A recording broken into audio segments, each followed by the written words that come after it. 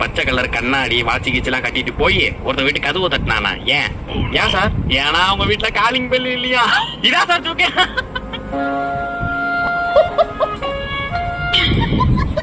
ஏ தம்பி இங்க வா.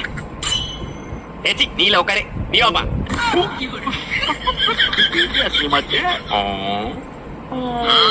இதுல என்ன சிரிப்பு? ஒரே அசிங்கமா போச்சு. நான் அந்த டிசி வாங்கி போயிருப்பேன். சார் ஏய் நேத்து டெஸ்ட் சொன்னார்லடா, அதை சொல்ல போறா போலடா.